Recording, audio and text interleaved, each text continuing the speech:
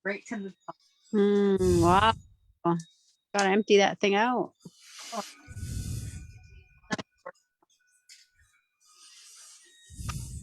I mean, the ashes probably. It falls to a bucket at the bottom. Should I mute us right now? No. Grandma. Grandma closes to non-residents, even gas stations, at least during the extreme lockdowns that we're in right now. So once this lockdown.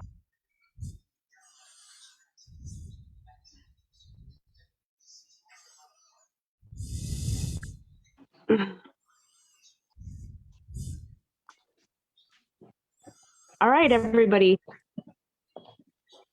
Here we go. Yeah, I think we're going to start. So everybody, I'd like to welcome you to our Facebook Live and Zoom. I'd like to welcome you to the Connecting Food and Land as Medicine as part of the virtual community wellness series. The focus of the series is to help the community stay connected while keeping safe during this times of pandemic. It was recognized that under the strains of isolation and concern surrounding everything COVID-19, that many of us were feeling low and feeling like a great loss of connection to all the events, people, and especially culture that makes us Six Nations. Our hope is that this session gives you the chance to feel connected again in a community setting and to help teach and learn about some of the community events that happen here. Erin? Yes. Thank you so much for that introduction. I'm so glad to be at the community wellness event. We're going to start off with the opening with Rod. Okay. And I will do that. I have a camera person, but they are 6 feet away from me. So Rod, now that would be great. My name is Rod Miller. I'm the cultural advisor with Ongonokotrai Senyangwaihoda. Today I was asked to do the opening, so I'm going to do the Thanksgiving address in the Cayuga language, and just to get things started. So I'll begin. And naget kyoda. That's what town CEO Sky went go awado. Nega kyogato. Hendway wakanto. Sugway diso songwawi. Gunahonyok. And they always thought they scanned one of the yo. And they didn't and we hik isha Scott and why Hongwat Negoha. Scott and what at Nahanyo, Netogan Yok talk, Hongwat Negoha. And on Tagwari, Nedward Vanaya, Sa a Wednesday. Negan, young Gwen, see the Gendrakwe, to know how did one honk what. Hegwego, go to Sahatka. Ne. Sao that ne scan I do not tell you how to hold you go ahead Jason how wins other door and ne always thought ne yag yes ne sagoy hot and ne and what way you know ni de tino hanyosa a Wednesday one no hot did one hon quat ne guatosa ne hot ne to get ni talk on what ne go hot and on etagwari nedward wanaya ne Honda nyo ne touch ne gaze na Hawaiian and he and 80 ne and what way you know ni de tino hanyo Honda nyo need to get New York talk on what go ha and on tagwari nedwood and on tagwari nedwood wanaya Kaini hano hadio ya kyono ne gan dio kiakido ni scan od one of the nyo ne gan gwego guy went go ne gani kwage ne hori de guiso and 80 ne and what way you know ni de tino hanyo Kaini hano hadio ya kyono ne to gani yok talk on what go ha and on tagwari nedwood wanaya so go on eskanya dayo ne dosa hai went what sa now song where you hang go hand oh hot winter the nongi then 80 ne and what way you know ni that's a drone on yo so go on eskanya dayo ne to gani yok talk on what go ha and on tagwari nedwood wanaya how hake ga hide hana agree sagway diso Negane utsano nyot neitso tosa to neitskano I do not know. Negane hadinishige hadisundage guto yokwa hagis ne horini dosra. Hanedi ne indwadi wayano ni desadwada hanyo gokide hana grisagway diso netugani yokto kongwani goha. And Danito nagat queni ige yagayagata ganahanyok Danito. So I was asked today to do this Thanksgiving address, and I just wanted to just talk just a little bit about it. How what it's doing is we're giving thanks for all of creation, and also what it's doing is it's bringing our minds together, and what it does and what it will do is it will just make everyone feel good to be here and be able to listen to the message that is going to be put out today. Yahweh.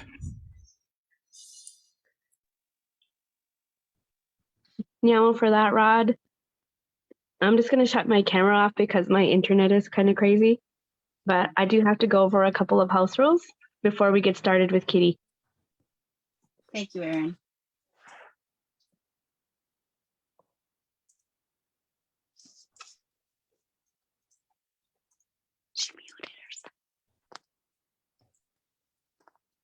Erin, you're muted.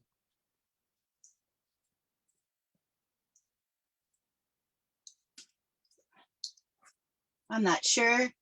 Okay, there we go. Thanks, Okay. Kitty. For those of you who are joining us through Zoom, please be mindful that your microphone be muted while the presentation is going. Also be mindful that if you choose to share yourself on screen, remember that everyone who is on the Zoom call can see what's on your screen. When you send messages in the chat box, everyone can see your messages. Absolutely no foul language, bullying, or any kind of threats of violence will be tolerated. If you post on Facebook, through Zoom, or either chats, or through video of any kind, these actions, your comments will be removed and you may be asked to leave the session. So now that we've gotten all that out of the way, I'd like to introduce to you Kitty Lynn Lickers and Michelle Jamison.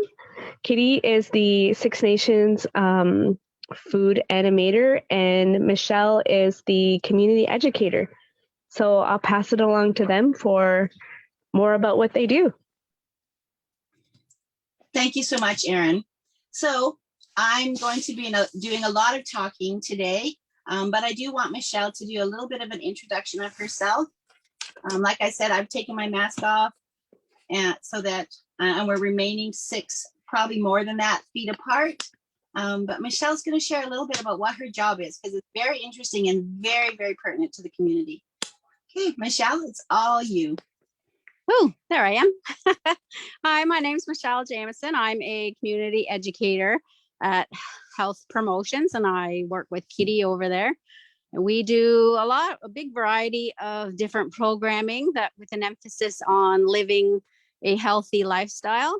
So part of what we do on a regular basis is the West Nile virus surveillance program. We provide sun safety information as well as water awareness. So we do a lot of the well inspections with the environmental health officer, and we supply the water testing that goes on for your wells and cisterns. And there's a lot of different things. We work with all of the health promotion programs in their programs for special events, activities, the group facilitations and campaigns, just with a emphasis on living a healthy lifestyle. Also, we work with animal control program. Yeah, we do a big variety of things.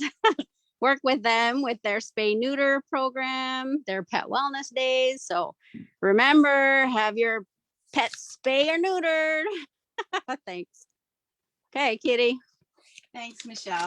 She does way more than that. She doesn't give herself enough credit. I love working with Michelle. We're quite the dynamic duo. I'm so glad to be here today. When I heard about the community wellness event, and kudos to all the folks that are running all of that, all of our communication officers, Kaylin and Aaron over at Again, all of you that are putting this together, my hat's off to you. I would take it off, but then my head would get cold and my scary hair would scare you.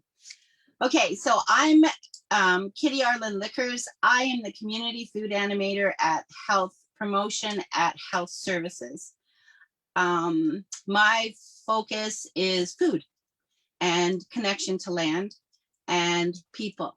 So pretty much there's not anything that happens that I'm not in some way connected to, whether I just, assist or help or put a program on. We do lots of cooking programs. There's so many programs through Health Promotions, and this is my chance. And I had it out earlier and I've put it away now to take a look at the leisure guide when it comes out, because you'll see a lot of programs out there through all the different organizations of health. I'm very grateful for the opportunities we have to get together.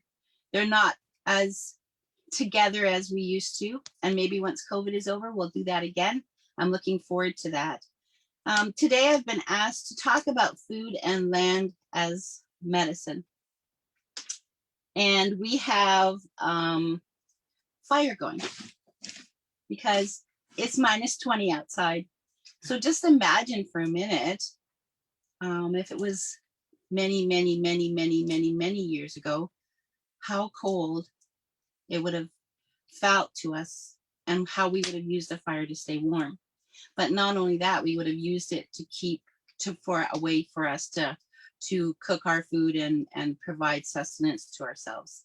Part of today was to be a walk out to look for birds, but I'm going to tell you a little secret.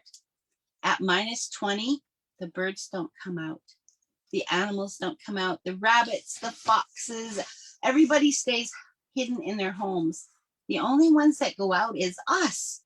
We're the only ones that are silly and get all our bundled up and out we go into the cold. I'm glad today to be able to do that for you. I'm really happy about that, but I'm going to say that walking in the bush today to look for birds is not going to garner us any birds. At -20, what they do is they pull up one wing. They sit very close to the trunk of the tree in a V, and they push themselves down in there and they tuck themselves under their very own wing. That's why it comes out and encompasses them like that. That's what the birds are doing. One of the things that I wanted to talk about was, because we're talking about food and land and the animals and the birds are part, one of the things I wanted to talk to you about was how we can do our part for the animals, because as Rod will talk to you later about our thankfulness and gratefulness for things that are here that the Creator's given to us, we have to also do our part, and that part of that is simple things like leaving plants in the garden that have seeds on them.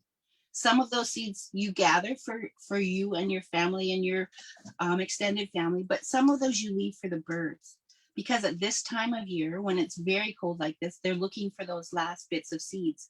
The wild plants, they leave the seeds on their stem. That's so the animals can eat, so the mice can get them, the bunnies can have them. Everybody collects them. It also, they stick onto animals, and I have only seen one coyote this winter so far, but the whole back end of him was covered in little hitchhiker burrs, so he was doing his part to move plants around the reserve. We're going to go outside. We're inside right now, and Michelle and I are both bundled up, like with many pairs of long underwear and sweaters and all of that stuff. So we're going to go outside. I want to just take a really quick walk with you, and bear with us. We do have a really cool contraption for our camera, but we do still have to walk with it. So we're going to go out there, and then I'm going to show you some things that I'm cooking over a fire outside. Let's go outside and do that. So someone has to keep track of the time, because if any of you know me at all, I'll just keep chatting, and it'll be 4 o'clock in the afternoon, and I'll go, oh no, I was supposed to talk only for a little while. So Michelle's walking backwards as I come out the door. We're at the community garden, which if you take a look over there, you can see that I've left plants in the boxes. Those plants in particular get a lot of seed seeds on them. So I leave those for the birds and the small animals. It is so cold, but you can see along that bed that there's rabbit tracks, there's little tiny mouse prints, there's bird tracks. And what they're doing is they're coming for those seeds. You can see there, we had a bunny hop through here yesterday because everything was covered over. There was no footprints because of the snow that we got on Friday. Michelle's walking over to show you the little footprints down in the snow.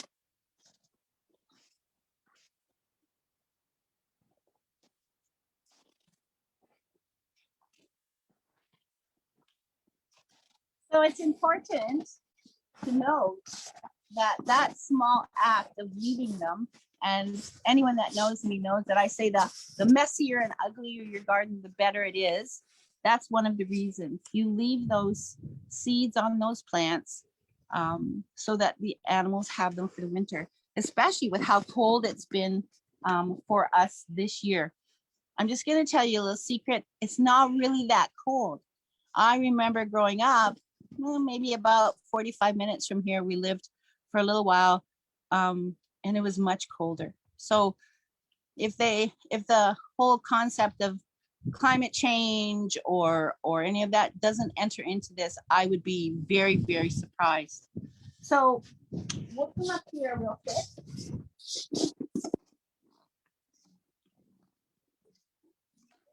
Yeah, I'll walk over and check out the fire. I'll back up. We're doing our best to maintain COVID protocols. So I'm going to, you can hear me still. I'm going to add a little bit of wood to the fire, but if you see the two pots on here, one has venison stew in it, and the other one is just water. Now, this would have been a really fun event if we could have all gathered together and done all of the work for the prep for the soup and all of those things, because, and I'm always very reluctant to talk about things in this manner. If colonization has severed or strangled the connection we have to our food and our land, then doing things on the land, cooking things over a fire, are our way of decolonizing decolonizing those situations. I don't want to go into that anymore. I always want to say that there are tiny, tiny little things we can do constantly to be, to show that we are here, that we still very strongly have our connection to who we are. My camera person's getting smoked out by the fire, but I have to put more wood on. So we went to the fire early, very early this morning, because to cook over a fire, you have to have coals, not flame. So you can see that, Michelle? That's what you're cooking with.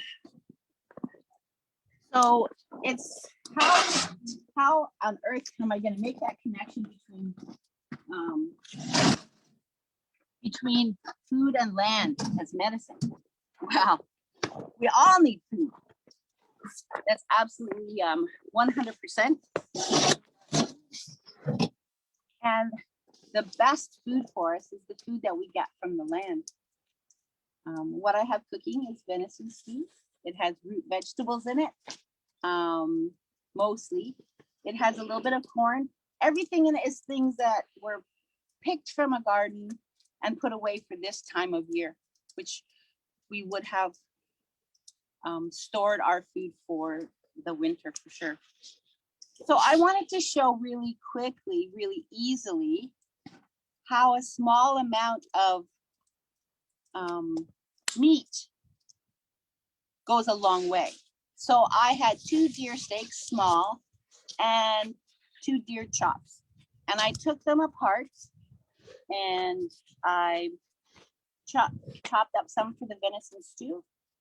And the bones I set aside for making bone broth. Now, bone broth, super, super easy to make.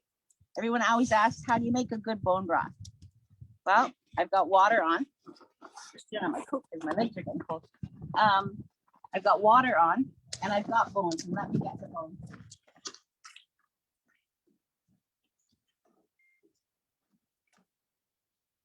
When Rod was doing the Thanksgiving and he talked about the animals that were part of our world that the Creator gave to us, this is one of the ways that I think we can honor that.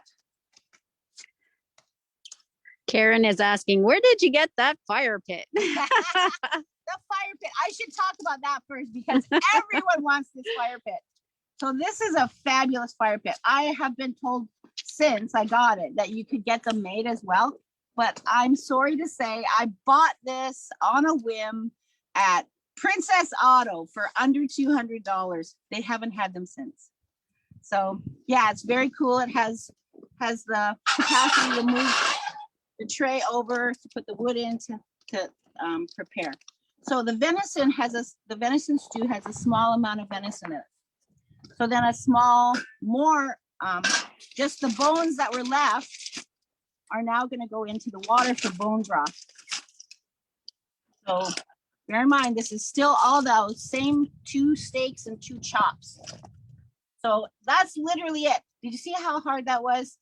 After I cleaned the meat off the bones, I then put the bones into water to boil. And bone broth is especially good for you. And I think it's because of the time. Food that's prepared slowly with care, I think nourishes our bodies better. And the deer that gave its life for us absolutely is providing for us. So providing a nice stew. You get a spoon and stir that. Probably stir again. So the more we can connect to, look at that. Look at that. Potatoes, carrots, onion, celery, corn, and venison. The simplest of stews. Now, bone broth is a little bit different than soup. It is very nourishing. If you're ever not feeling well, if you have venison, that's fabulous. Use the bones from that or beef bones. I have never done it from pork bones, but chicken bones is another really good one. So chicken bones, here's how simple it would be. Like you could go out maybe and hunt for birds to make it with. I'm going to tell you right now, we've done it a few times with small birds, grouse. It takes a lot of birds to make a bone broth from the wild birds, but it's way tastier. I did a wild turkey and I used the bones for a broth. It was the best broth I've ever had. Bone broth is literally just water in the bones. The bones themselves are cooked slowly. I usually cook my bone broth between 12 and 14 hours on very low heat so that all of the goodness comes out of them. But if you're not feeling well, that's a really good thing that your body will tolerate to take. And in this time of COVID, lots of folks are needing it. It's also flu season. The bone broth would be an excellent way to nourish your body. So I'm just going to put this back over the fire, and I'm going to show you the one last thing that I did with some of the meat. So remember, 2 steaks, 2 chops, and so far we've got a pot of soup and a giant pot of bone broth. And bone broth freezes really well. So the other thing that I did was I took some of the venison and I put it on skewers, but first I marinated it.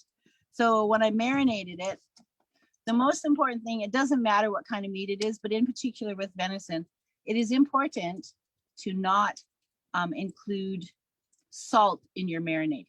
Salt is for preserving or drying meat, so it pulls the moisture out of it. We're trying to put it in. So we've had this fire going for a while. Depending on the situation, sometimes I will put a pan down or in rare instances, I'll use aluminum foil, and I did bring it, but I'm gonna put a couple of them right over the fire. So they're going to take a little bit of time to cook. That's from the steak, obviously. The other one is little chunks. So this is I divided the meat up. So the very gracious dear that provided sustenance for us now has provided enough food on this fire out that we're cooking here, has provided enough sustenance for us for many meals. Soup for dinner, maybe some for lunch, bone broth for morning. It's better for you than coffee, they say.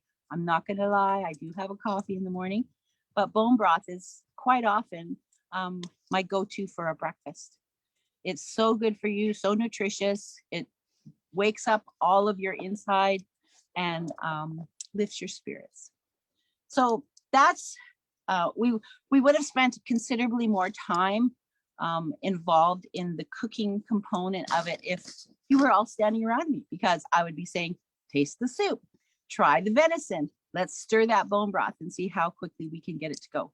But we weren't given that opportunity because COVID said, oh, no. Right now, you're going to talk to all your good friends and all the folks you want to share this information with. You're going to share it with them over Zoom. So food and land are so interconnected that it's difficult for me, not just in the job that I, but at who I am, for me to separate them, which is why when they let me do the two together, it was very, very, it was great. It was so impactful to me that should happen. One of the things that is important to note is, despite the cold and despite that we aren't going to get to see the animals, I was hoping, because there was bunnies that were running around when I was trying to go into the sea can. They've literally built an opening down under the sea can to build themselves a warren. But I want to talk a little bit about the connection right now of food to land and then to us. So our Mother Earth has many seasons, but the winter season, despite what people think, is very, very important. The snow that covers the ground is like a blanket, and we get the frost zone on our soil that seems like it goes very deep. But despite that, we have many animals and bugs and critters that live in the soil as the winter puts the land to sleep. That reminds us as well that we too should be doing the same thing. This is the time of year where you snuggle under your blankets and you sit down with your family and you tell stories. You think that there's lots of things out there for the animal seed. I should tell you the story of what I almost did when I was very young. So I'm gonna sit down. I'll let Michelle sit down, and we'll just sit here and watch our I don't want to leave our meat. I'll let it cook. Hopefully Michelle is close enough for you to all hear me. So when I was very young, I learned one of the most important lessons about food and land and animals and how closely interconnected they were to us and how important they were to us. So I was walking with my grandfather, and we were going to get, I'm presuming, wood, because it seemed like to me all we did when I was little and at Grandpa's house was either haul wood or water. We used to take buckets down to the creek and fill them up and bring them back, and we'd go and get the wood, and there was always wood piled by the house, but it was always seemed like our job when we were there to go get more. Now that I think about that 60 years later, that's kind of funny. So I was walking with my grandfather, and he's walking along, and I went, there was a lot of birds around us, right? I could hear them. It was a snowy day, but it was warm. And I could see birds in the trees. And then I saw a tree that was covered in berries. And I'm like, oh, look at this. The birds are going to be so happy because there's food. And then I went over and started collecting them. My grandfather just didn't watch me. I know now, and I learned, many years after that, why he just watched me so closely. But I was collecting them, and I had a big pile of these bright red, beautiful berries in my hand. And he said, why do you think there's so many berries on that tree? I'm like, nobody found them yet. They're hiding. Well, they were bright red and you could see them from a long ways away. And there were lots of birds, but there was no birds in that tree. So of course, I was young. I'd like to say I wasn't completely a silly goose, but I just couldn't wrap my head around what he was trying to tell me. So he said, well, put your berries down and let's talk about why they're still on that tree. So he talked about how the tree would have grown. It wasn't much taller than me, how it would have grown up, and there'd been a lot of berries on it every year. And why are there still berries on it now when there's so many birds and the trees around us? And he said, when you go out to pick blueberries, what happens? I said, the birds steal them. The birds take them, Grandpa.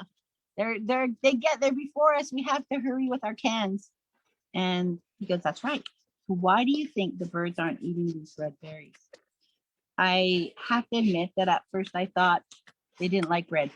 They only like blue. It wasn't because the berries were not good, but those berries in particular had a potency.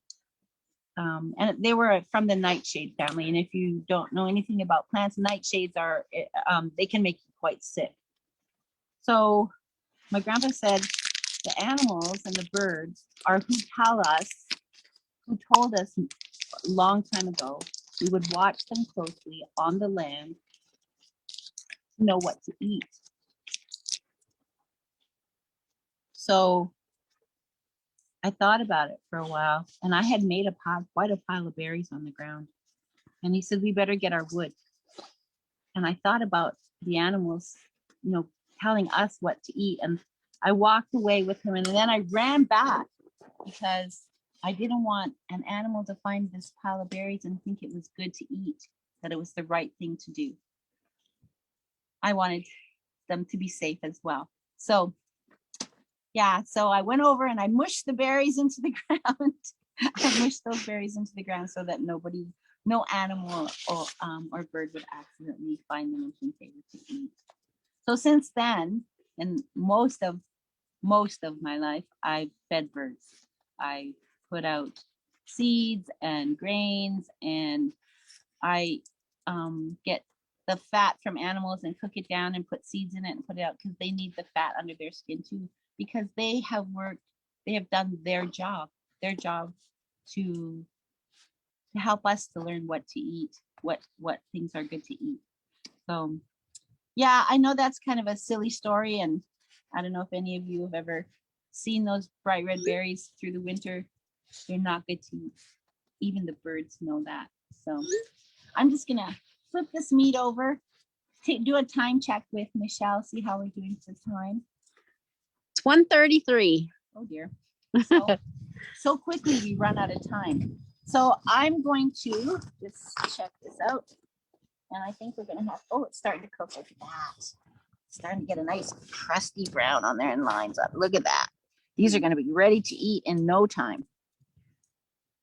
So I'm so thankful and grateful to the deer for allowing us to have all of these meals from only a small portion of them. It doesn't take a whole bunch.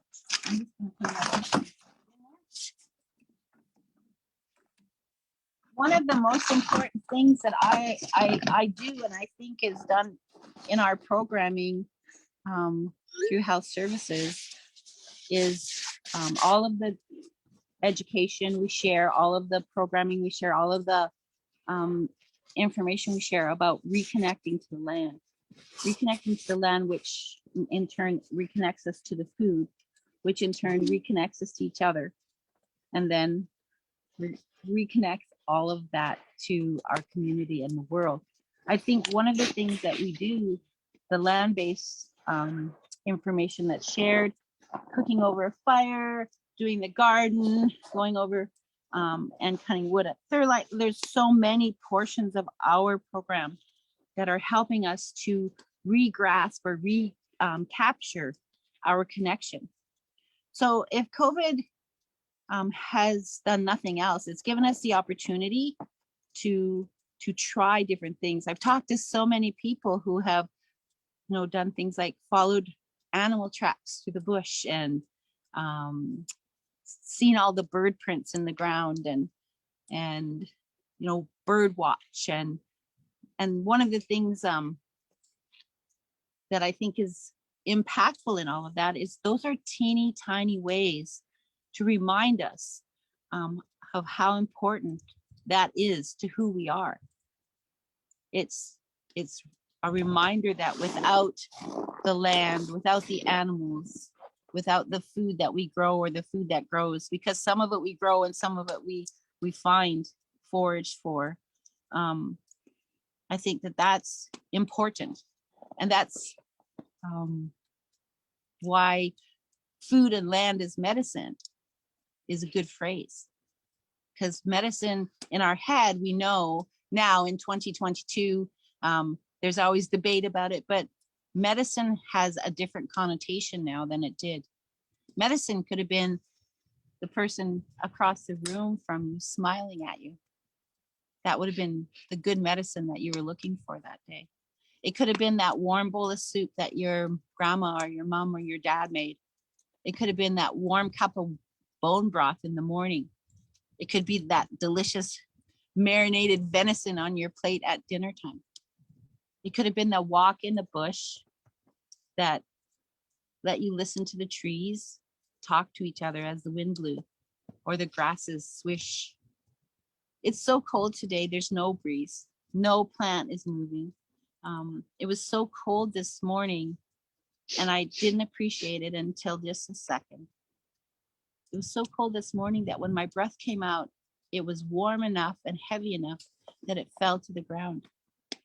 My breath came out and then fell to the ground. How fortunate I am to have that strong breath, to be able to breathe that air in and out. That's part of that medicine, that recognition and that understanding of how important land is to us, how important food is to us, and how it connects each and every one of us. Your feet on the ground, even when it's covered in snow, is so important. I know that it's cold. I know that it's not fun to get cold, but it's okay to remember that our connection to the land is more than just our feet on that ground, right? It's looking out and seeing the trees growing. It's looking out and seeing the plants, watching the birds when they do come out when it's not -20. So I think that if there are things to remember, it's those small things. It's those tiny things that remind us of our connection to land and food and how that is so much so our medicine. I love to talk. I could keep talking. I do want to give Rod an opportunity to share some information with you. He's going to talk about the thankfulness and gratefulness of all of this, the connections of who we are to what we have, and how we need to remember to be grateful for all of those things. If anyone has questions or wants to know more information, you can put them in the chat, or if you're on the Facebook Live, you can just drop it down in the comments there. I'm happy to answer any questions, but I'm going to let Rod talk for a little bit, and then I'll come back and chat some more. I really, really, really am grateful for all of you.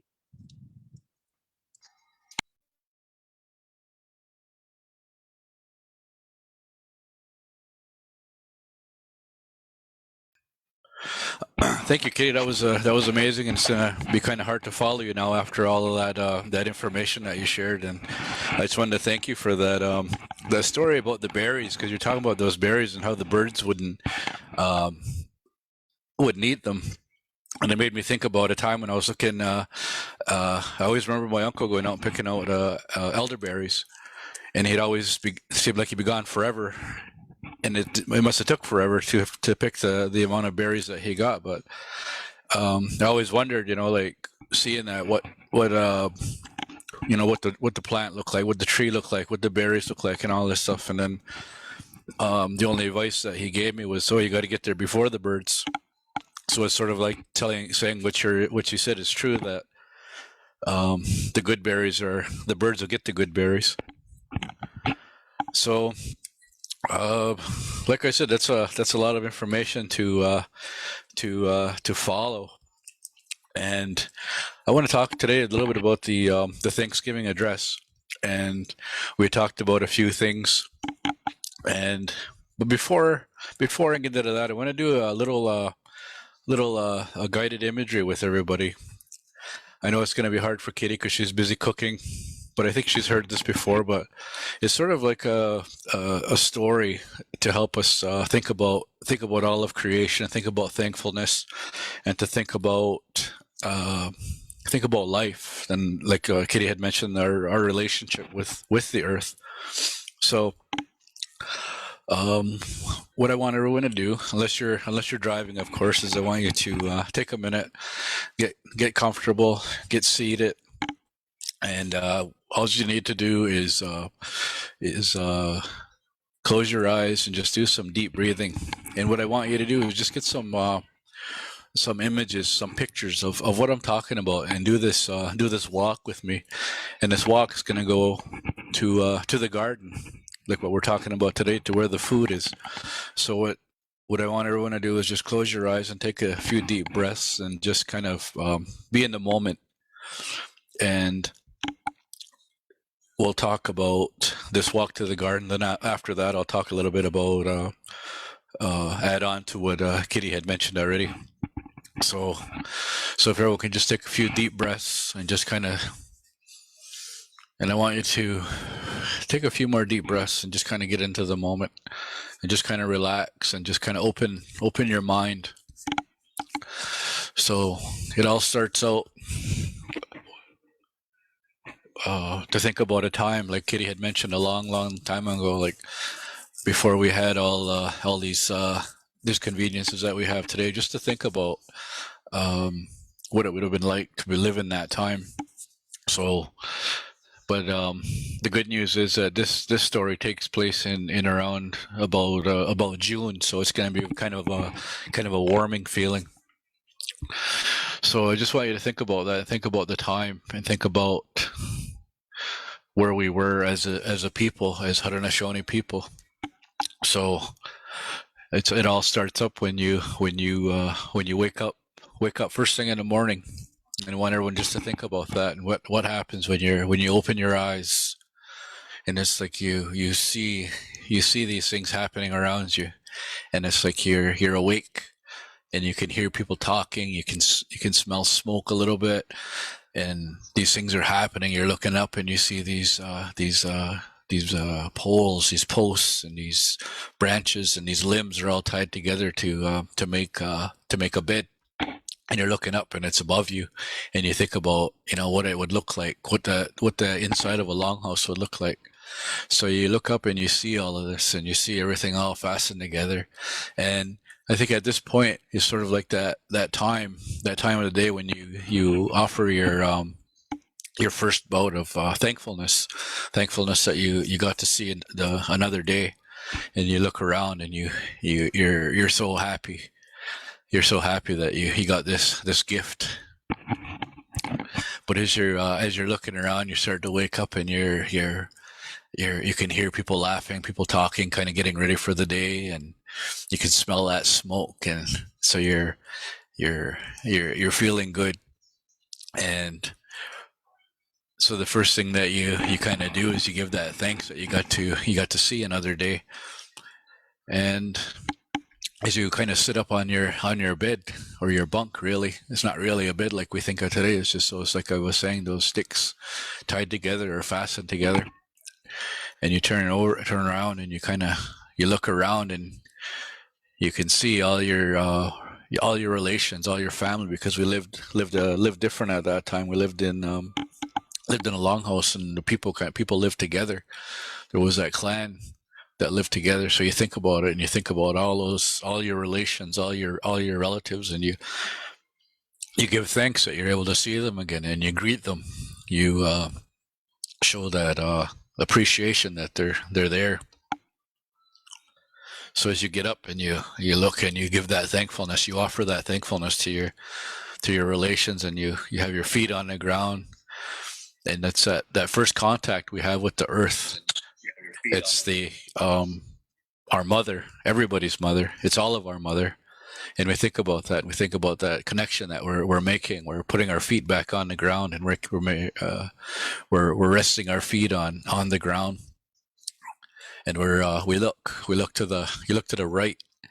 You look to the right, and you can see far down. You can see all these posts standing up, and then the bunks and people and all these different things. But right at the end, you can see this light. See this light of down the far end where there's a door, and it's 30 feet, 40 feet down. And you kind of look back, and you're looking back, and you see all these bunks, and you look in the middle, and you can see just a small fire going. You can see the little flames coming off some of the smoke, and as you look up and you follow that smoke, it's going up into the rafters, into the ceiling. And you look at it, and you see, and you kind of see it all collecting in that peak. But as you're kind of come back and look, you're seeing all the people, and you've made that connection with the earth, and you show that thankfulness, and you show your appreciation, and you make that greeting. It's almost like going around and just kind of like saying like how we greet each other, like in Cayuga we say scano. It's almost like making that greetings, that thankfulness. You're putting that message out there. So as you get up out of your bed and you start walking, you walk to the left, and you're heading out to the door. But it's not a door like we think of today. It's more like just a flap, maybe a hide on the end of used as a door. And you go out, and the first thing that hits you is that sun, because remember it's June, and it's nice and warm. It's a nice warm day. It's a beautiful day. It's a bright day. So that sun comes around, and it kind of gives you like a little hug, and it's just that warming feeling. So as you're coming out, you're getting all this bright light, and you're looking around. You can see people, you can see other buildings, other longhouses, and you're walking. So we talked earlier about going for that walk to the garden. So you're walking along, and so where you are, the grass is kind of worn down from where all the people have been walking.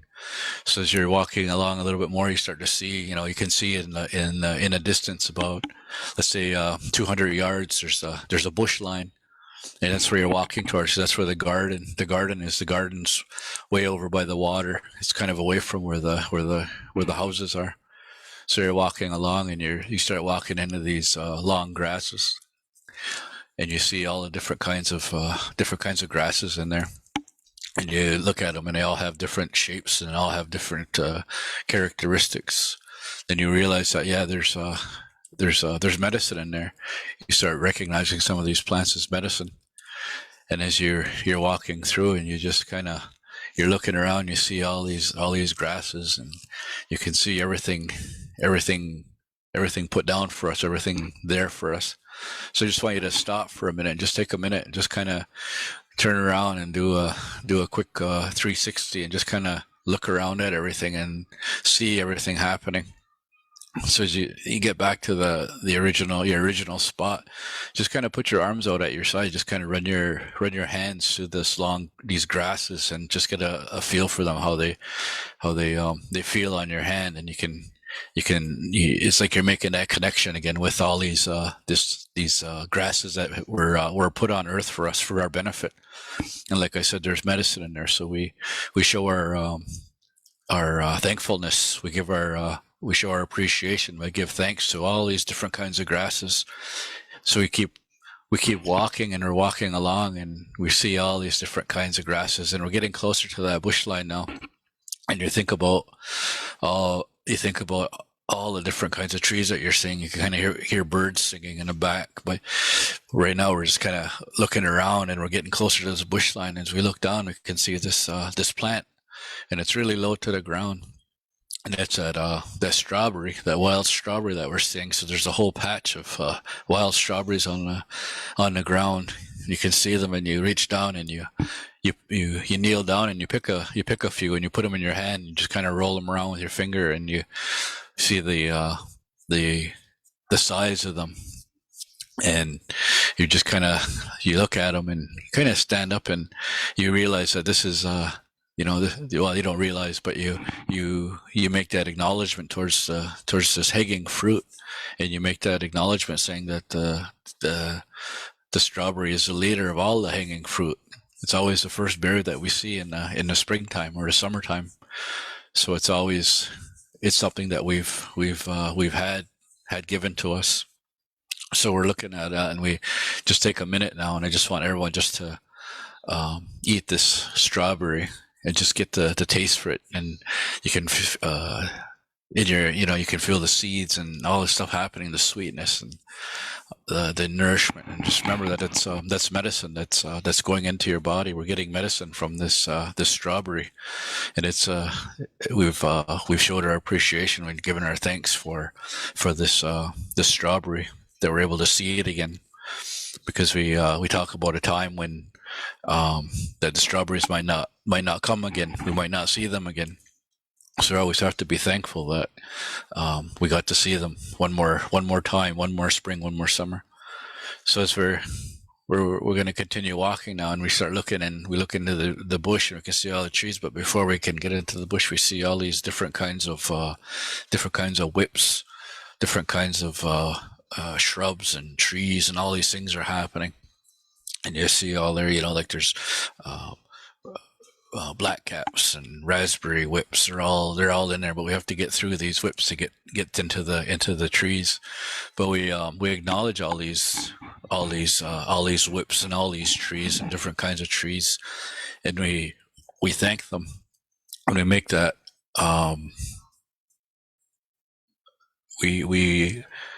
we give thanks to all the trees, but there's one tree in particular that we talk about. Is talk about the maple tree. It says the leader of all the trees. So we think about that, and we think about how we get, like, in a few weeks' time, the winds are going to change a little bit, and they'll get a little bit warmer, and the sap will run from the maple tree.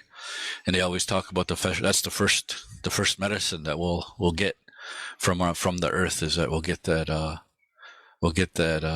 maple sap, that medicine for us. So we acknowledge all of the trees, and we give thanks to all of them, and we make that recognition of maple as their leader. And as we're standing there, and we're looking at all the trees and all the different kinds of trees, the different kind of characteristics. They all have their own name, different leaves. All these things are happening, and we can still hear the birds singing.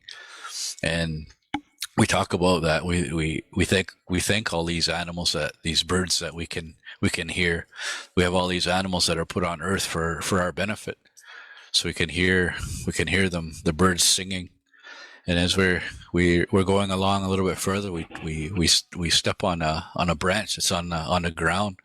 We step on it, and it cracks, and it makes this loud noise. And as that happens, there's a deer was kind of in the brushes about 30 feet away from you, and it takes off running down this little hill towards this little creek that's running by.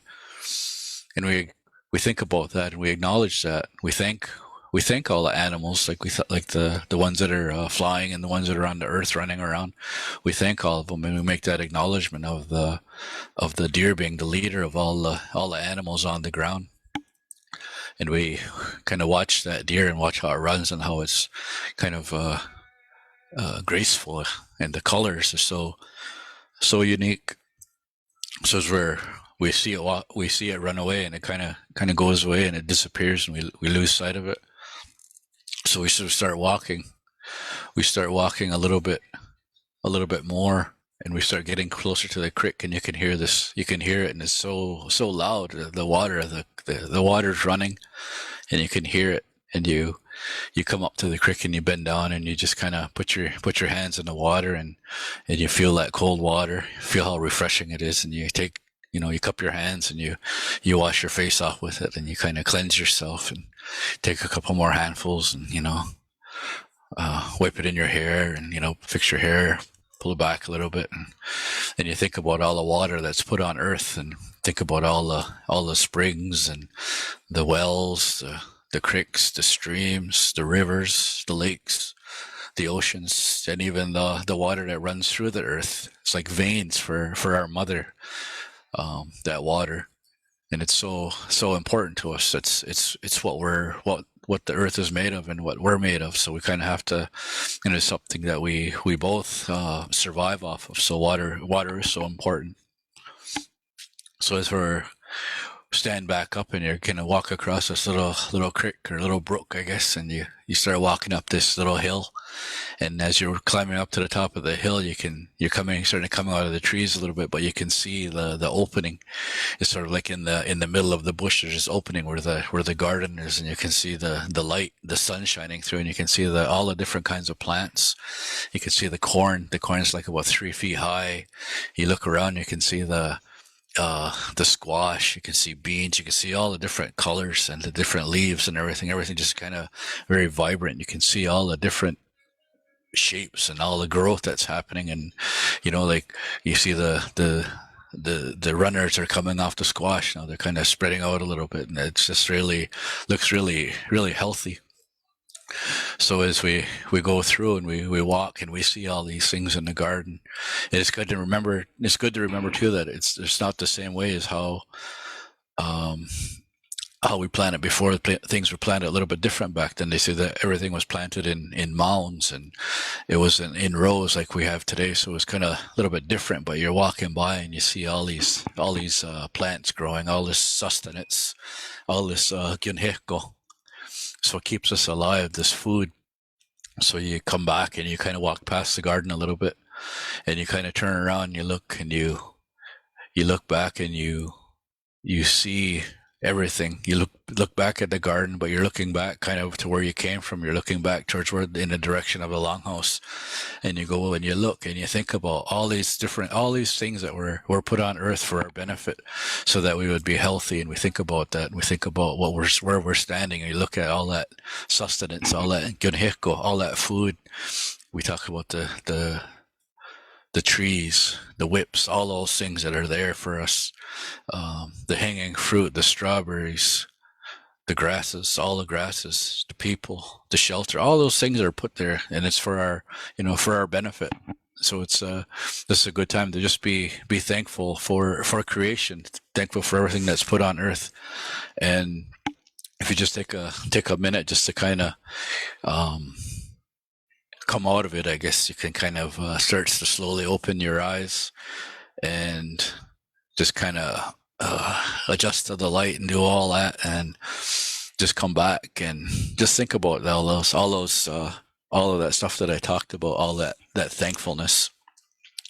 And I hope everybody feels a little bit warmer for taking that walk, because remember it's in June, so the temperatures are a little bit different in that time, not as bitter as it is today out. So that's the story of the walk to the garden, or the guided imagery. So it's a tool used to kind of think about this Thanksgiving address and how we give thanks to everything on earth. But it's very good for your mind to be able to have all these images in your thoughts when you start to hear things. Like people will talk about different things, and you have these pictures. Like what do you see? Like what comes up if I say we talk about this? And it's something that'll always be there for you. So there was a lot of things that Kitty had talked about, and I did the Thanksgiving address this morning or this afternoon when we started, and it was a shortened version of the Thanksgiving address. And what I wanted to say there was that the in there I mentioned that we thank the earth and everything that she holds. And what she holds is everything that I talked about in that walk to the garden. Is we're all the different, the foods, the whips, the trees, the animals, all those things that we talked about in that guided imagery or that walk to the garden. It's all in there, and it talks about all of it in there. And there's always more that can be added. And I was just kind of going by what Kitty had talked about, and when you're learning about this, learning about the Thanksgiving address, and you think about some of the almost like what's being talked about in there, and I'm talking about different ones, like not the one I did today, but a little bit more expanded ones. But there's some, and I always remember this because I really had to think about it, like kind of take yourself and really look at it, really examine what's being said in there. And I remember we were talking about thanking the trees, and there's a part in another version, I guess, is Nega ayagoya tadaiha dohonk ne sa ne ona dat kanarnosa diawawanye. So it's kind of like it'll warm her body when the winds get cold. So it's sort of like this thing's happening, like when the winds get cold, like what we are in today, that those trees and all that will keep us warm, and to be thankful, because we always talk about too the different kinds of the winds that are happening. When the winds are cold, it's almost like a reference to what's going on at that time. And also, I wanted to add about the strawberries. That, you know, like I mentioned, that when the winds are cold, we can use this fire or this wood to keep us warm, keep her body warm. And in the summertime, when they talk about the strawberries, it's like the winds are warm. The winds are warm now, and this is happening. You can see, maybe it might be possible that you can see the strawberries again. So it's all about time and what's happening. I think I mentioned earlier about when the winds start to get a little bit warmer, the sap will run, you know, and the sun's out a little bit more. So these changes are happening, and it kind of reflects on ceremonies too, because we're in the time of midwinter ceremonies. And it's sort of like that renewal. Things are starting again the way they did last year and the year before. It's sort of like we had this winter, and to think about that winter as a time. And I was always told it was sort of like, you think about what what the winters were like before, and how cold they were and how long they were. And they talk about this midwinter and when these things would happen, and it was sort of like, you think about the talks of all the snow that they had at those times. And it's like, to think about that snow is a blanket that blanket that covers the earth. And it's sort of what's happening is that it's almost like the earth is resting. Our mother is resting at that time. So it's sort of that snow is a blanket, and it's like covering her up. And when this midwinter starts, it's sort of like, you know, like it's like a wake up call, like we're asking her to wake up and start again, and let's do all these things as you've done in the past. Like, you know, like we come back and we start talking about, you know, the foods and all that, everything, you know, everything's starting again, everything's starting to grow. So it's starting soon, and we're going to have all these different kinds of foods given to us. And it's important to remember that the how we get foods, going back and thinking about those times when we were, you know, like a few hundred years ago, when, you know, we didn't have all these modern conveniences, you know, like we were living in a different time, and we got things in succession. So we talked about the strawberry and about how we got it how we get it, sorry, or we hope to get it again in June.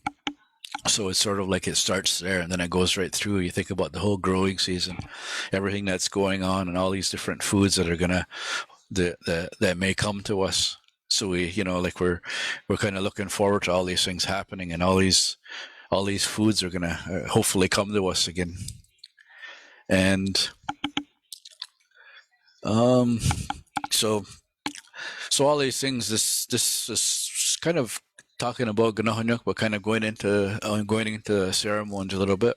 But like it's important to remember though that the seasons, what the weather's doing, what's going on outside, that's what in control of everything. That's what we follow. We follow the seasons. We follow the weather to decide when things are going to happen or how things are going to happen. So it puts us in a place where like we all have those relationships with everything, with the earth and with the weather and everything.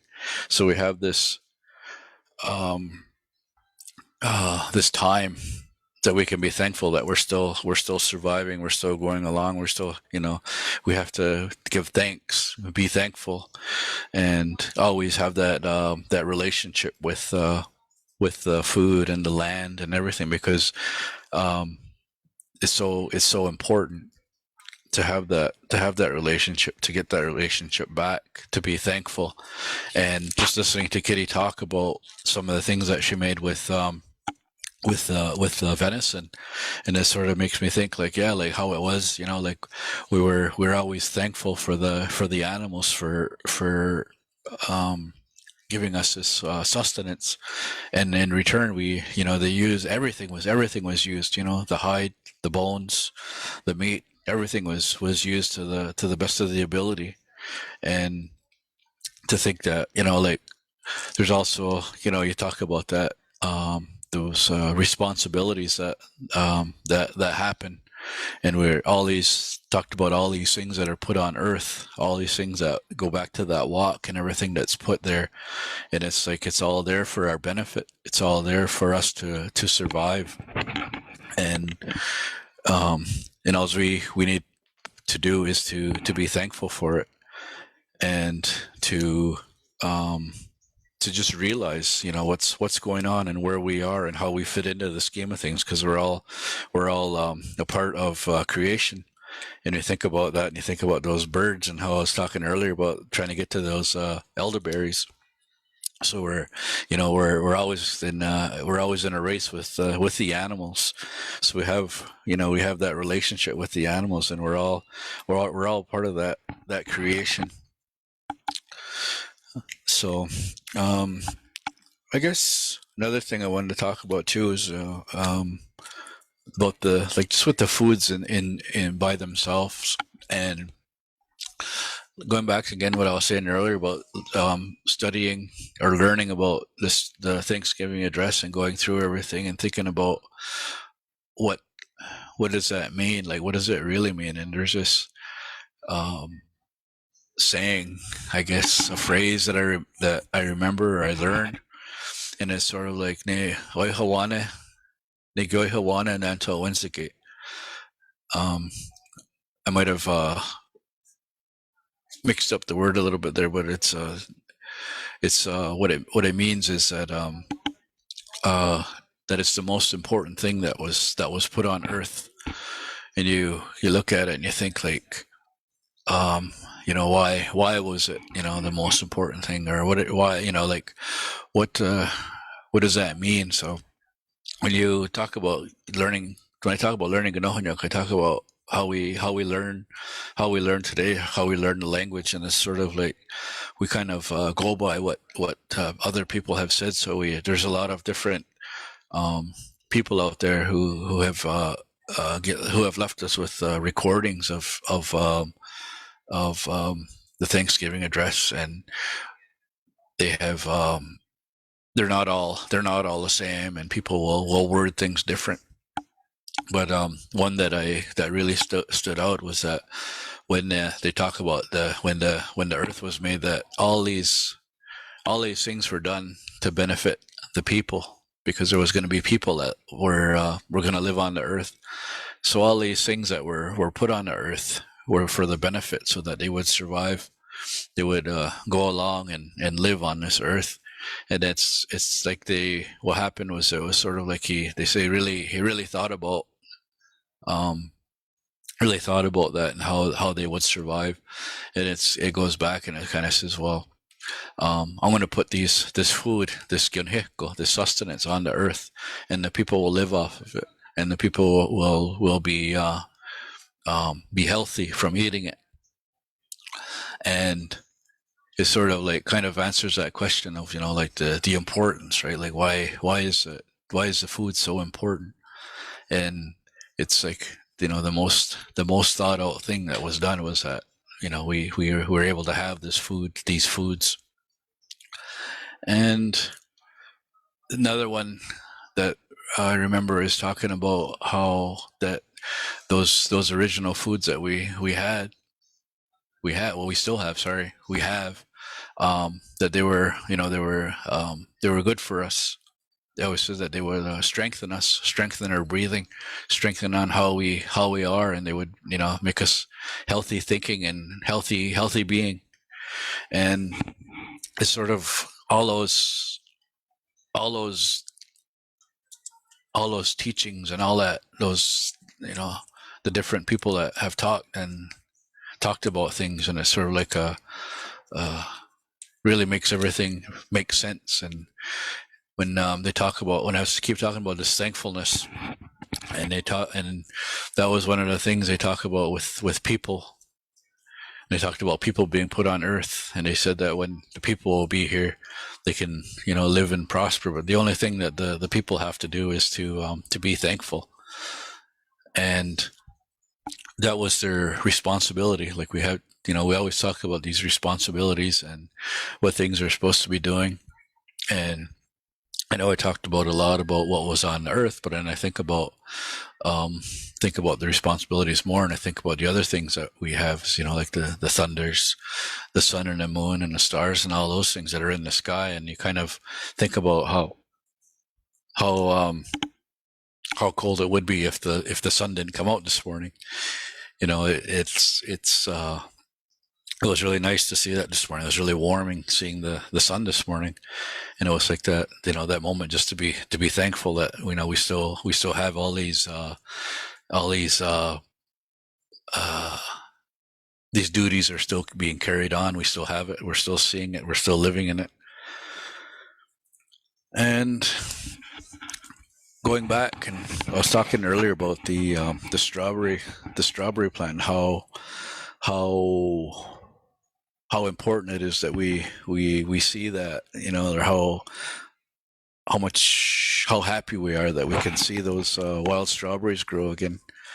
And it was sort of kind of conversations that I've had with people, and talk about some of the older people, like maybe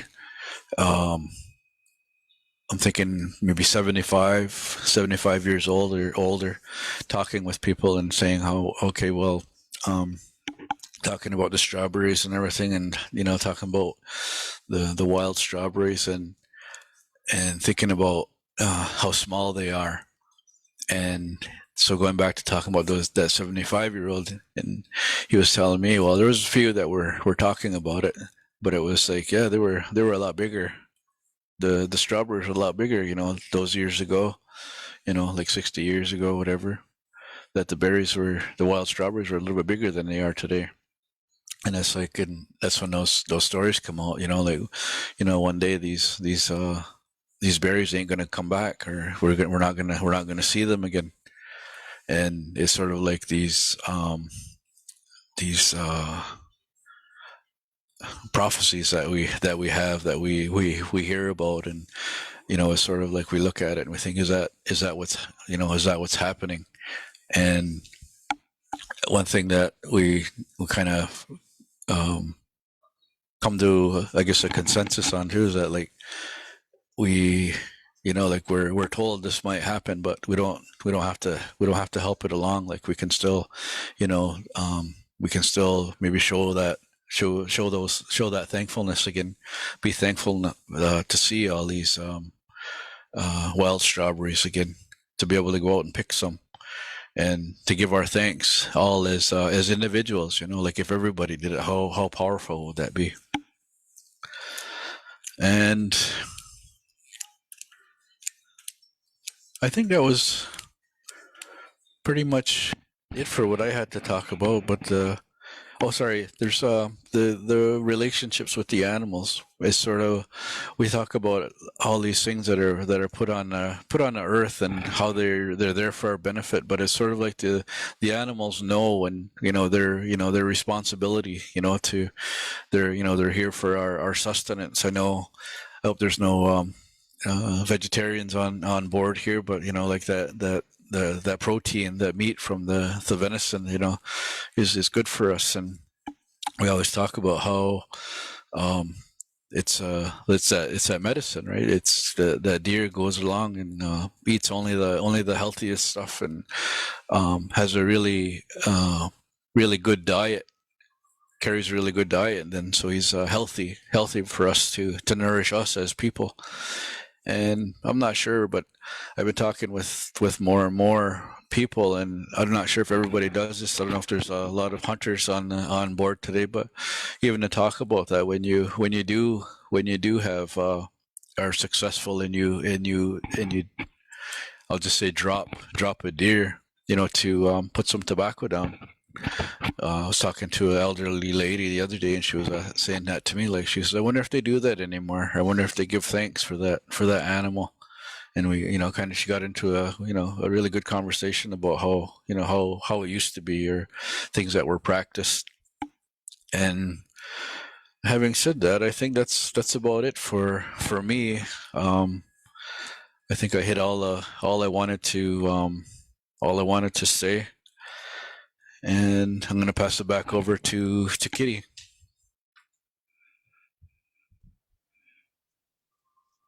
As always, Rod, many now as that you always have the right words. You always have the right thing to say. And I sort of talked about that a little bit at the beginning with the group before we came on Zoom, how it didn't matter who we were speaking to. What we were being prompted to share was what we needed to share. And as always, Rod, my heart is full from hearing your words. And I thank you so much for taking us on that warm walk, because Michelle and I were frozen to the bone from sitting outside for half an hour. It has warmed up a bit. The sun has come and warmed the ground a little. I know we don't have a whole bunch of time left for our get together. I've really, really enjoyed this. We are going to go out, take a look at things we took, and the soup is all nice and hot and warm and ready to eat. The bone broth is boiling, and my heart is full, because I've been able to share this with all of you today. And when you think about Rod's words about being thankful and grateful, and remembering that if we did it all together, how powerful would that be if we all woke up in the morning and did the Thanksgiving address and shared our gratefulness and thankfulness for the land and the food that we have, and everything that the Creator has put here on our earth, on Mother Earth for us. I think it would change things. I think all of us reaching and or holding on to the important parts of our connection to land and our connection to our food, and looking for ways to increase those connections. I think that has been impactful. Like I see a change in the folks that are taking, for example, doing the classes that we share for these kind of events, like this community wellness event, recognizing that land and food are medicine. That recognition alone,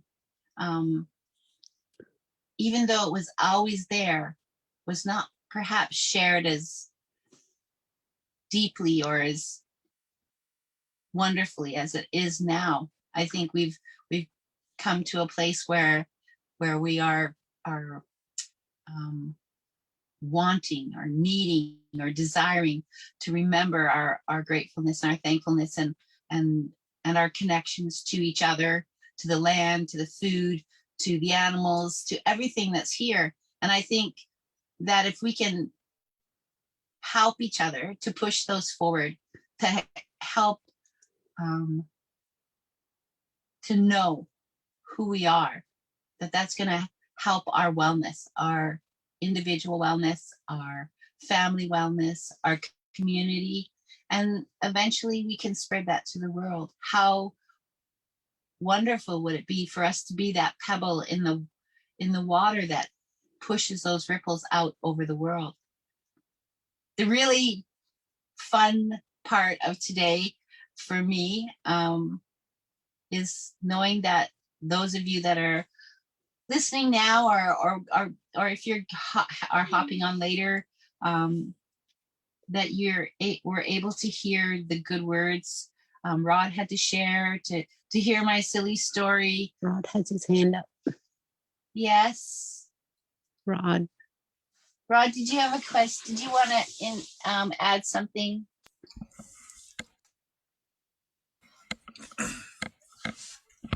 Sorry. I was gonna wait to do the closing after, but I just wanted to say, like, it's good to know the Gunahanyuk or Thanksgiving address, but even just that Nyawa is such a powerful word, and it kind of sums everything up, like how you said it, like everything. It just sums everything all up, all in that one word. It's so powerful. So. That's the perfect thing to say. That is the perfect thing to say, to share that with us, because there's always that moment where you want to do something, to say something, to express your gratefulness and thankfulness in that briefest of moments. And that's exactly what I was looking for, Rod. You see, that's what I say. You're the perfect. You always have the perfect thing to say. I'm going to, Rod, just so you know, I'm going to go out and show everyone how the meat's done. We're going to scoop out a bit of soup to take a look at, with many, many grateful thoughts, because I can hardly wait to put some of that warm venison stew in our tummies. So we're going to go do that. And then if I will let you know, and we can pass it back to you. Okay. Oh, we have some questions.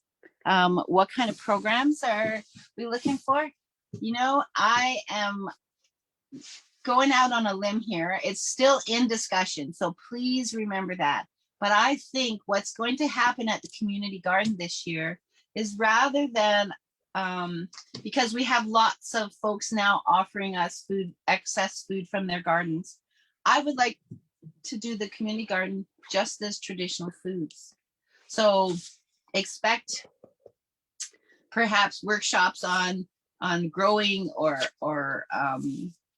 planting or harvesting or using traditional foods. I'm hoping to have one box in the community garden with just flowers in it.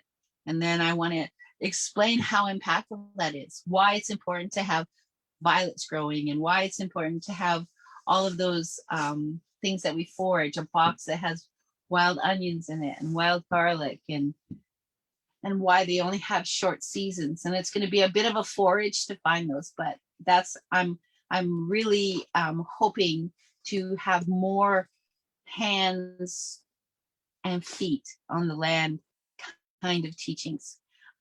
If anybody is listening, send a little message to health promotions and say, you should have a bush kitchen where Kitty can do cooking out in the bush. Let's do that, because that would be really fun.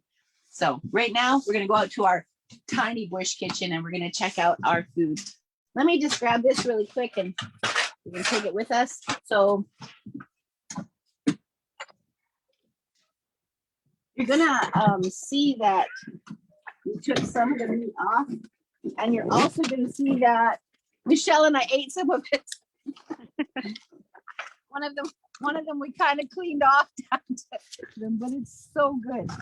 So once it takes a bit longer to cook on a fire, but look at how beautiful that is. Look at that beautiful cook on that meat, and it's so tender, right, Michelle?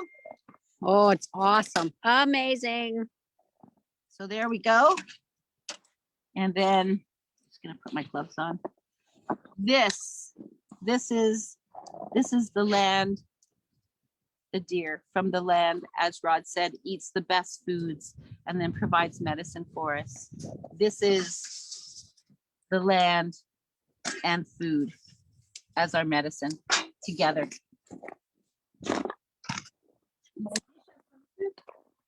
Michelle and I'll let you see it. I wish all of you were here. I wish I could be dishing up a bowl of soup for all of you. How lucky would that be? My spoon doesn't have any. Look at that broth, that rich, delicious broth going on there.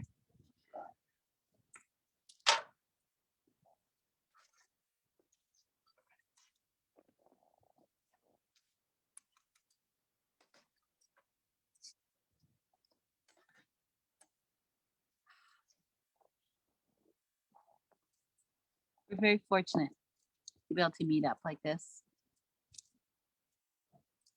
Sometimes I'm less than appreciative of social media, of electronics, of that kind of thing. But today I'm very grateful for it because the opportunity to share with you, to let you hear Rod speak as well. I'm just going to tell you one really quick story about venison to finish up, and then I'll ask Broth to do our closing. When I was very young, my dad hunted. A lot of the food we ate was things he hunted, and almost all of the food we ate came from the garden. I remember I didn't really, when I was very young, I didn't really see food come out of a tin can. It was in a jar or out of the freezer. But I remember one time going to someone's house and they had made a roast beef. Like I said, we mostly grew up on game meat. So I was sitting there and I took a bite, and now I would say it was delicious. But then when I took a bite of it, I said, "Oh, I'm sorry. I think your meat has gone bad." And I was just a little kid. I think your meat has gone bad, because to me there was no good taste to it. It was roast beef, but I was accustomed to game meat, which was very lean and very different. So my experience with that roast beef was that I thought the meat had spoiled. So I don't know why I wanted to tell you that, but I just wanted to share it.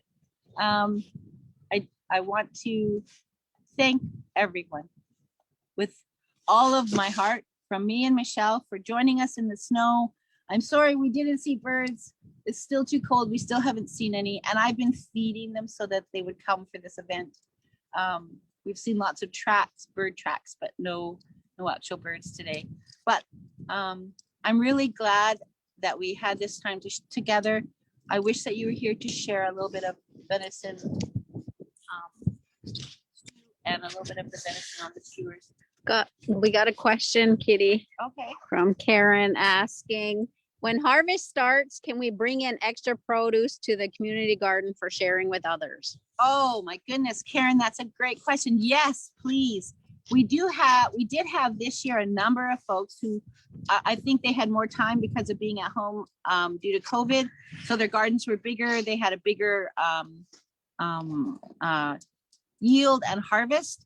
So what we do is we put baskets on the deck here, and we put food in it, and it's available to everyone. We provide bags for them to take it home. So yes, all of you out there listening, if you have excess in your gardens this summer, please bring it here to share with the folks who are not fortunate enough to be able to grow a garden. That's how we share our food and land as medicine. Nice. And Adrienne says that she loves that Rod and Kitty are making us feel a part, even though we are apart. And I feel grateful to be doing this from the warm comfort of home. Aw, I'm glad that all of you are warm. Michelle and I bundled up so we knew to dress for the weather. And yes, it's cold, but we're so happy to be doing this for everyone. I really appreciate it. There's no wind. Michelle said it all. She said, at least there's no storm, no snow blowing, no strong winds. And we got to cook and you got to see all of the important parts of land and food as medicine. I'm so grateful for everyone. I'm thankful that you were able to be on here with us today. Nyawa for listening. And I hope with all of my heart that there's been some portion of this that touched you. So I'm gonna let Rod do our closing. Somebody wants to take a look at the soup. Look at that, over the fire, we've got it boiling. Wow. Soup. There's our venison. Cooking away there, look at it, boiling away. Those bones making a nice, delicious broth for us. Thank you for joining us today. And we'll let Rod. Okay. Well, thanks, Kitty. Yeah, like every time you talk, it's like it stirs up something for me. So it's like when you're talking about that, the weather and the thankfulness, even though, like just being thankful, and it's so, I hope it's more contagious, you know what I mean? Like it just kind of spreads a little bit, a little bit more.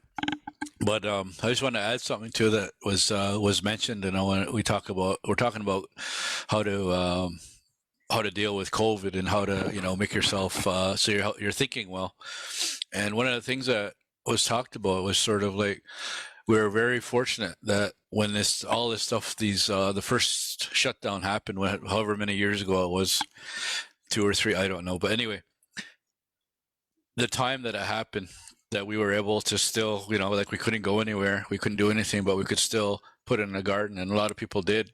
And that was one of the things that was mentioned. Was it was so good to see that everybody had gardens in, and so finding, I guess, to take to borrow words from my coworkers, to find that silver lining. I won't mention his name, but I think you probably know who I'm talking about, Kitty. So, yeah. So having said that, I'll just I'll close it up, and I'll just do a little explanation after of what I went through. And nige go dan jis watan CEO sky wen go sawado. And ona ngwade wa yananda da hoda ngwayonda ko ne wa ne unishide. And nega ona and jid wa kanto sugway diso sogwawi gora honyok. And ne always sat ni scan do nothing yo. And ne ne do he ki Scott and jid wa ya ngwa ne go ha Scott the jid wa tonyo ne to gan jok tok na ngwa ne go ha. And ona to guari nedwadwanaya ne o Wednesday ne ga young gwen si dogan drakwe dwano ha did one honko he gwego gwato to hatka ni sa ho ni scano I do not tanya ha to ho dio kwa henji sa ho ha wenzado hanene always sa ni gyagyo ya sa ni sa goy hot hanedi ne and what ni de tino hanyo sa ha Wednesday dwano ha did one honko ne gwato sa ni ha ne to ga ni yok to kongwa ni go ha. And ne tagwari nedwadwanayat ne Honda nyo ne touch ne gesa na hawayan here. And 80 ne and what do I know ni de yetino hanyo Honda nyo ne tugani yok to kongwa ni go ha. And ne tagwari nedwadwanayat ne gaini hano hadio yakyono ne gandiuki yakido ni scano dwanaftanyo. And 80 ne and what do I know ni they tino hanyo gaini hano hadio yakyono ne tugani yok to kongwa ni go ha. And ne tagwari nedwadwanayat ne so we'll go on. That's good to do. They those are high wine twat. So now song go your hand go handle hot winter the nungi.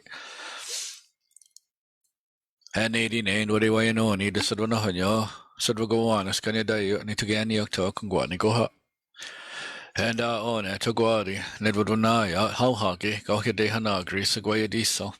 Nega ne usano nya ne to tosa to ne scano I don't know tanya nega ne had any sugar so do kwa hengis ne hore ni dosra he ne di ne and what do I know need that sadwana hoyo go hide hana gris go yedi so de to gani yok to kon go ne go ha and anito nagat queni ige yaga yaga ta gana hanyok and one ha ka he ne das ka song go ne on go ne go ha so and on ega yati when ne ga ne ga ni ha no hadio ya kyo no ne gwe go scan no hus dwa yo sa ho jong go skurenyo and to gan yok talks when he caught na hagog wego danito. So I kind of went through and I did the I gave thanks to everybody again. We've kind of thanked everybody, all the people that attended, and we just offered that gratitude again. Then I talked about the earth and gave thanks to everything on earth. And look around, you can see what you think about that picture that you're seeing on the screen now, and think about June when those berries will be ripe, and you take that walk right from there. And I forgot where I was now. So and then I talked about the sun, the moon, and the stars for still doing their duties. The thunders, bringing us that moisture, bringing that water, and gave thanks to the four beings, the four heavenly beings, Handsome Lake, and then the Creator.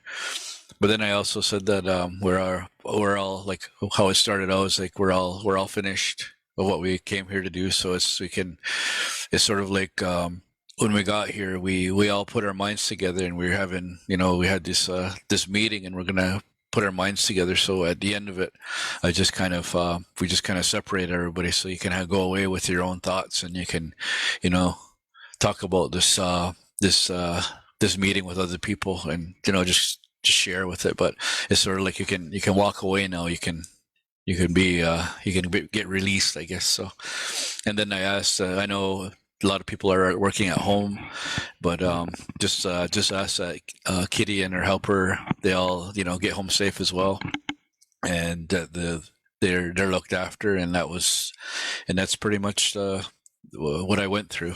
Donito.